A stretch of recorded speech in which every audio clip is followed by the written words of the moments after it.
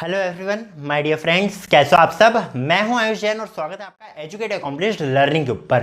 So guys, आज भी हमारा वही topic structure of atom, but इसमें हम बात करने वाले किसके बारे में, हम बात करेंगे मॉडल्स के बारे में। अलग अलग मॉडल जो उभर के आए थे, जो अलग अलग साइंटिस्ट ने मॉडल्स दिए थे, उसके बारे में हम बात करने वाले हैं। So we are going to talk about the models. चलो ठीक है। तो यार ये मॉडल्स के बारे में हम पढ़ क्यों रहे हैं, सबसे पहले तो ये जानते हैं। देखो यार, अलग अलग साइंटिस्ट थे। जब एटम की डिस्कवरी हुई थी या फिर जब इसका स्ट्रक्चर देखा गया था, तो अलग अलग साइंटिस्ट ने अपना दिया था। सबसे पहले आए थे हमारे थॉमसन बाबा, जिनने बोला था, कुछ बोला था, बताऊंगा उसके बारे में क्या बोला था। तो थॉमसन मॉडल आए थे, उनने अपना मॉडल दिया था। थॉमसन मॉडल को गलत सिद्ध करने के लिए रदरफोर्ड बाबा आए, तो रदरफोर्ड ने अपना मॉडल दिया था। उनको गलत सिद्ध करा किसी और साइंटिस्ट ने, उनको गलत सिद्ध करा किसी और साइंटिस्ट ने, एंड जो फाइनल मॉडल हमें मिला वो किसका था, नाइल बोहर का। ओके, तो हमें ये सारे के सारे मॉडल्स पढ़ने हैं। क्यों पढ़ने हैं? बिकॉज हम देखना चाहते हैं कि एक्चुअली एटम का स्ट्रक्चर आया कहां से। जो एटम का स्ट्रक्चर दिख रहा है हमें, क्या क्या मॉडल आए थे, उनमें क्या क्या नेगेटिविटी पाई गई थी, या फिर क्या क्या उनमें गलत चीज़ें पाई गई थी। गलत चीज़ों को सुधारने के लिए अगला मॉडल आया, फिर उन चीज़ों को सुधारने के लिए अगला मॉडल आया। हाँ, ये एक बेसिकली एक फ्लो है जिसके साथ आपको डील करना है। चलो, तो हम फर्स्ट मॉडल देखते हैं हमारा, किसका, Thomson model. Okay, first model is basically Thomson model. Thomson बाबा क्या कहते हैं, ठीक है, थॉमसन बाबा क्या कहते हैं। थॉमसन बाबा ऐसा बोलते हैं कि क्या आपने कभी तरबूज देखा अपने जीवन में। थॉमसन बाबा ने एक सवाल पूछा दूसरे साइंटिस्ट से, क्या आपने कभी तरबूज देखा आप जीवन में। तो उन्होंने बोला हाँ बिल्कुल देखा है, तरबूज कुछ इस टाइप से दिखता है हमें। ओके, इस टाइप से तरबूज दिखता है, एंड इसके अंदर क्या क्या होता है, इसके अंदर होता है हमारे पास बीजे। ओके, या बीज मान लो, ठीक है, दीज आर बेसिकली सीड्स। तो ये तरबूज के अंदर के सीड्स है, ब्लैक कलर में जो मैं शो कर रहा हूँ। एंड साथ ही साथ इसमें क्या है, ये जो पूरा पोर्शन है, ये जो अंदर का पोर्शन है पूरा, वो फिल्ड रहता है with red colour. Red colour क्या होता है, तरबूज जिसको हम खाते हैं, ये वो वाला पोर्शन रहता है जिसको हम खाते हैं, यही होता है ना हमारे पास वाटरमेलन। चलो, तो उन्होंने बोला हाँ देखा है हमने, इस टाइप से दिखता तरबूज। तो उन्होंने बोला जैसा हमारे पास तरबूज दिखता है, जैसा हमें तरबूज दिखता है, उसी टाइप का हमारा स्ट्रक्चर होता है। किस टाइप का, मतलब कि ये जो है आपके पास, ये जो आ रहा है, ये ब्लैक ब्लैक कलर का पोर्शन आ रहा है जो आपके पास, these are basically the electrons. Yes, क्या होता है ये होता है हमारे पास इलेक्ट्रॉन्स। एंड जो आपको ये रेड कलर का पोर्शन दिख रहा है ना, जिसको हम खाते हैं, जो रेड कलर का पोर्शन जिसको हम खाते हैं, इसको हम क्या बोल सकते हैं, इसको हम बोल सकते हैं प्रोटॉन्स। तो उन्होंने सिंपल सा बता दिया कि तरबूज जिस टाइप से दिखता है, उसमें ये ब्लैक पोर्शन रहता है इलेक्ट्रॉन्स, एंड जो लाल वाला पोर्शन रहता है वो सब जगह प्रोटॉन्स रहते हैं। एंड प्रोटॉन्स जो रहते हैं वो एकदम इवनली स्प्रेड रहते हैं। ओके, प्रोटॉन्स इलेक्ट्रॉन्स ये दोनों के दोनों इवनली स्प्रेड रहते हैं। ओके, ऐसा भी हो सकता है कि बीच में ज़्यादा इलेक्ट्रॉन्स मिल जाए, बट इनका इस तरह से कॉम्बिनेशन होता है। उन्होंने इस टाइप से बोल दिया। चलो भैया, मान लिया बहुत सारे साल, ये एटलीस्ट आप मान सकते हो 50 साल तो इनकी थ्योरी काम करेगी। थॉमसन मॉडल की थ्योरी 50 साल तक तो काम करेगी कि हमारा जो एटम दिखता है वो इस टाइप का दिखता है, जब तक हमारे रदरफोर्ड भाई साहब नहीं आए। रदरफोर्ड भाई साहब क्या बोलते हैं, देखो यार पहले इसके बारे में बात कर लेते हैं हम। थॉमसन मॉडल को हम और क्या क्या बोलते हैं, इसको हम बोलते हैं प्लम पुडिंग मॉडल। पुडिंग खाया कभी, जो वो आइसक्रीम जैसा होता है, ओके, उसी को हम पुडिंग बोलते हैं। सो इसको हम क्या बोलेंगे, प्लम पुडिंग मॉडल। कैसी वाली आइसक्रीम, देखो आइसक्रीम है, उसके अंदर कभी दाग आ गई, कभी काजू आ गया, कभी किशमिश आ गई, इस टाइप का जो मॉडल था। जैसे ये दाग, काजू, किशमिश, ये सब जो दिख रहा है आपको, ये सब हम इलेक्ट्रॉन्स मान सकते हैं, एंड जो हमारी आइसक्रीम है उसको हम क्या मान सकते हैं, प्रोटॉन मान सकते हैं। As simple as that, this is known as plum pudding model. चलो ठीक है, प्लम पुडिंग मॉडल हो गया हमारे पास। बस थॉमसन में ज़्यादा डिस्कस करने का है नहीं। ओके, इसके बाद हम बात करते हैं हमारे अगले मॉडल के बारे में, जिसका नाम क्या है, जिसका नाम है रदरफोर्ड मॉडल। रदरफोर्ड बाबा क्या कहते हैं, रदरफोर्ड बाबा ने एक एक्सपेरिमेंट करा। थॉमसन बाबा जैसे उनने ऐसे काम नहीं करे कि वो उनने तरबूज देख लिया तो उसको बता दिया कि ये स्ट्रक्चर ऑफ एटम है। रदरफोर्ड ने प्रैक्टिकली एक एक्सपेरिमेंट करके देखा।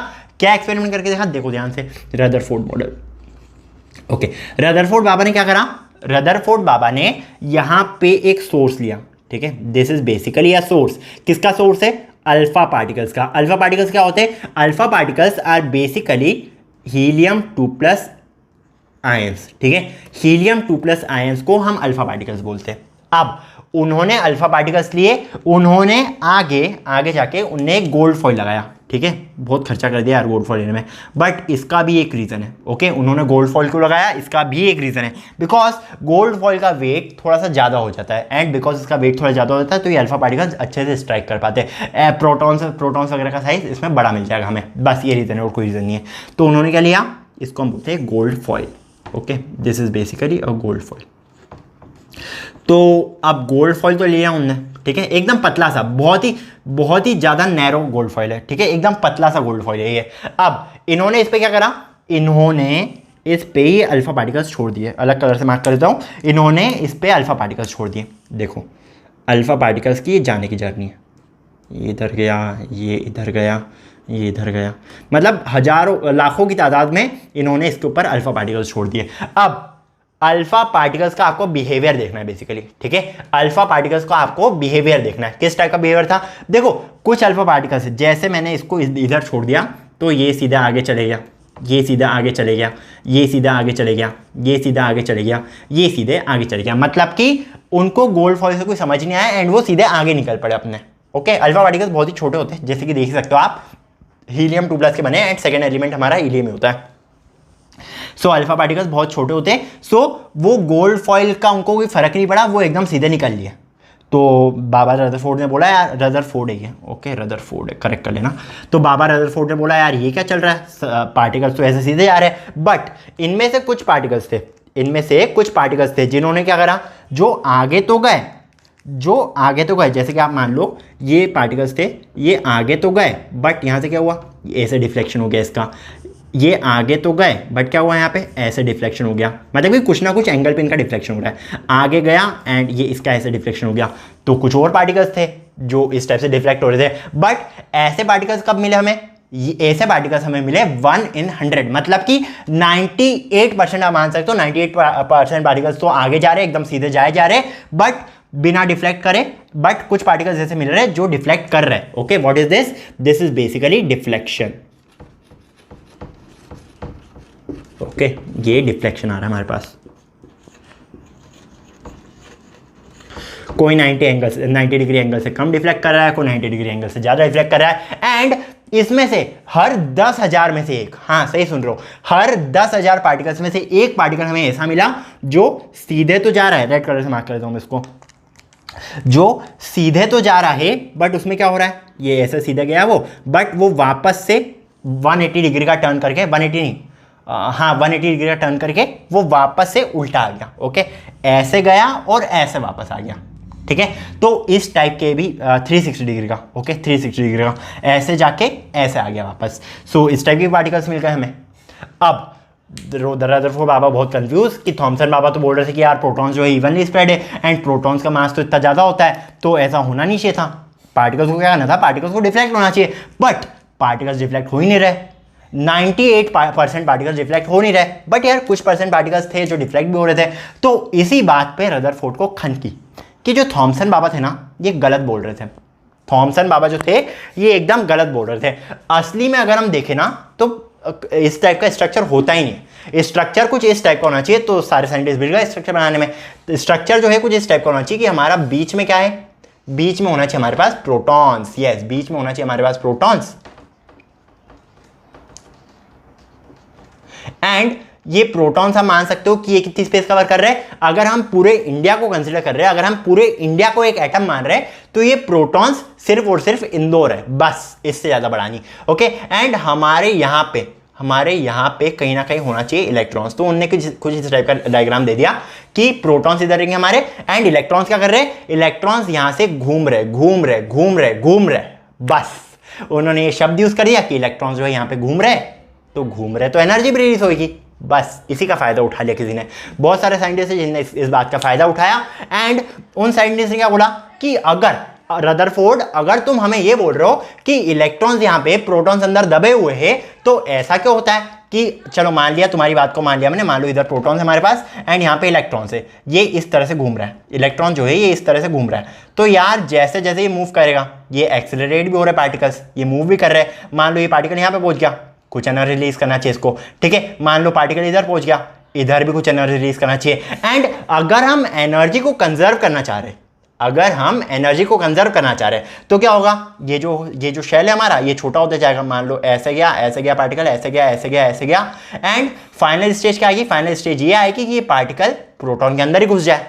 अगर मैं बोल रहा हूं कि इलेक्ट्रॉन एनर्जी रिलीज करते जाएगा, एनर्जी छोड़ते जाएगा, तो because of conservation of energy ये जो इलेक्ट्रॉन है इसको प्रोटॉन के अंदर घुस जाना चाहिए। ऐसा तो हो नहीं रहा है यार, कभी भी ऐसा नहीं देखा गया कि इलेक्ट्रॉन जो है ये प्रोटॉन के अंदर घुस रहा है, या फिर ये इलेक्ट्रॉन प्रोटॉन के अंदर घुस रहा है, या फिर बहुत ज़्यादा एनर्जी रिलीज हो रही है। इस टाइप का तो कभी देखा नहीं गया है। बट ये एक्सेलरेशन कर रहा है तो कैसे कर रहा है, एनर्जी तो रिलीज करेगा, ये भी बात सही थी। तो यार इसका आंसर रदरफोर्ड को भी नहीं मिला। ओके, सीधी बात है, इसका जो आंसर है कि इलेक्ट्रॉन अगर घूम रहे तो उसको प्रोटॉन के अंदर जाना चाहिए, बट ऐसा आंसर तो किसी को मिला नहीं। एंड रदरफोर्ड का जो मॉडल था वो बेसिकली स्टेबिलिटी बता ही नहीं पाया। Okay, it was not able to define the stability of the atom. Stability के बारे में वो कुछ बोल ही नहीं पाया कि स्टेबल कैसे रह रहा है। अगर इलेक्ट्रॉन्स घूमते जा रहे तो कोई भी हमारे पास स्ट्रक्चर आ रहा है वो स्टेबल कैसे रह पा रहा है, रदरफोर्ड नहीं बता पाया।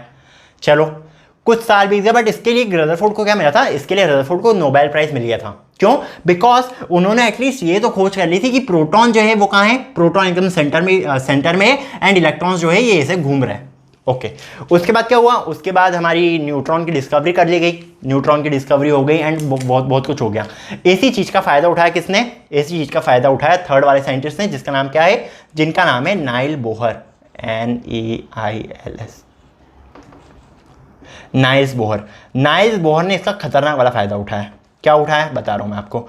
देखो, रदरफोर्ड को मना क्यों कर दिया था, क्योंकि वो स्टेबिलिटी के बारे में नहीं बता पाए, क्योंकि वो ये नहीं बता पाए कि एनर्जी रिलीज हो रही है तो इलेक्ट्रॉन प्रोटॉन के अंदर क्यों नहीं जा रहा है। बट नाइल बोहर ने क्या करा, नाइल बोहर ने एक पोस्टुलेट दे दिया कि इलेक्ट्रॉन जो है ये एनर्जी रिलीज कर रहा है, बट इलेक्ट्रॉन मूव कैसे कर रहा है, इलेक्ट्रॉन एक शेल के अंदर मूव कर रहा है। बिल्कुल सही। नाइल बोहर ने क्या बोला, अगर हम एक स्ट्रक्चर को देखें, मान लो हमारे पास क्या है, ये यहाँ पे हमारे पास प्रोटॉन्स एंड उस टाइम पे न्यूट्रॉन्स डिस्कवर कर लिए गए थे जब ये रदरफोर्ड मॉडल आया था उसके बाद।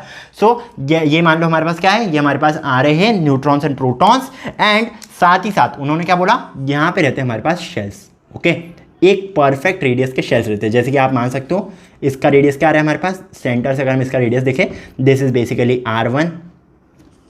अगर हम अगला वाला बनाए शेल, सो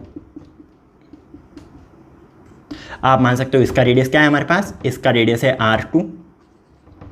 अगर एक और शेल बनाए, इस तरह से हमारे पास अलग अलग रेडियस के शेल आते जाएंगे। और ये जो रेडियस है ना, ये वेरिएबल बिल्कुल नहीं है, ये रेडियस जो है ये एकदम फिक्स्ड रेडियस है। तो बोहर बाबा ने ये बोल दिया हमसे, एंड उनका स्ट्रक्चर काम भी कर रहा था। बिकॉज अगर वो बोल रहे कि एक शेल के अंदर रिवॉल्व करता है एंड एनर्जी जो है, उन्होंने बोला कि एनर्जी रिलीज होती ही नहीं है, तो यार इलेक्ट्रॉन यहाँ है ऐसे ऐसे ऐसे ऐसे ऐसे ऐसे घूमते रहेगा, वो कभी प्रोटॉन के अंदर जाएगा ही नहीं, या फिर वो कभी न्यूक्लियस के अंदर जाएगा ही नहीं जा रहा है। तो बोहर बाबा ने ये सिद्ध कर दिया, स्टेबिलिटी बता दिया उन्होंने यार कि इलेक्ट्रॉन जो है इस तरह से रिवॉल्व करते रहेगा, तो स्टेबिलिटी का कोई फैक्टर ही नहीं आ रहा है हमारे पास कि ये स्ट्रक्चर जो है स्टेबल नहीं रहेगा वगैरह वगैरह। उन्होंने पोस्टुलेट दे दिया। सीधी बात, पोस्टुलेट क्या होता है कि हमने जो देखा उसे रखना, तो उन्होंने ऐसा बोल दिया, इसके लिए कोई प्रूफ भी नहीं लगा हमें, सिंपल एज दैट। वाह बोहर, बढ़िया काम कर लिया बोहर ने कि उन्होंने इस तरह से बोल दिया, एंड उन्होंने बोला कि अलग अलग शेल्स में अलग अलग इलेक्ट्रॉन्स मूव करते हैं। जैसे कि उन्होंने ये भी बताया कि कौन से शेल में कितने इलेक्ट्रॉन्स मूव कर सकते हैं। उन्होंने एक फॉर्मूला दिया हमें, क्या कि ये जो फर्स्ट है हमारे पास, इसमें हमारे पास दो इलेक्ट्रॉन्स मूव कर सकते हैं, सेकंड वाले शेल में हमारे पास 8 इलेक्ट्रॉन्स मूव कर सकते हैं। उन्होंने एक फॉर्मूला दिया 2n²।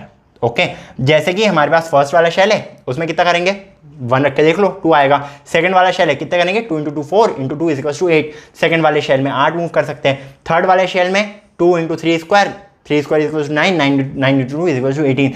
थर्ड वाले शेल में 18 मूव कर सकते हैं। तो उन्होंने इस टाइप का भी दे दिया था कि इस शेल में इतने इलेक्ट्रॉन्स, इस शेल में इतने इलेक्ट्रॉन्स, इस शेल में इतने इलेक्ट्रॉन्स मूव कर सकते हैं। ओके, तो बोहर बाबा सिद्ध हो गए, एंड अभी तक हम पढ़े जा रहे क्या, बोहर का स्ट्रक्चर। एंड ये बहुत ही अच्छा स्ट्रक्चर था, बट इसके लिए बोहर को कोई नोबेल प्राइज नहीं मिला, बिकॉज ये जो प्रूव करा था, किसने प्रूव करा था, रदरफोर्ड ने। तो रदरफोर्ड को नोबेल प्राइज मिल गया था। चलो, स्ट्रक्चर ऑफ एटम किसने किस तरह के मॉडल दिए, आपको सब कुछ क्लियर होगा। हम और बात करेंगे नाइल बोहर के मॉडल के ऊपर, बिकॉज हमें पूरी की पूरी स्टडी इसके ऊपर ही करनी है। अभी मैंने आपको एक ब्रीफ दे दिया है कि नाइल बोहर का मॉडल दिखता कैसा था, मैंने आपको बस ये बताया अभी, बट चीजें अभी बाकी है मेरे दोस्त। तो एक एक चीज के बारे में हम अच्छे से डिस्कस करेंगे, एंड जितना भी है अच्छे से आपको सबको समझा दूंगा। होप आपको लेक्चर समझ में आ रहे होंगे। अगर अच्छे लग रहे तो प्लीज यार लाइक ही मांग रहा हूँ, और कुछ तो मांग नहीं रहा हूँ, लाइक कर देना एंड अपने दोस्तों के साथ शेयर कर देना। Till then see ya, take care and bye bye bye bye bye bye bye. चलो बाय।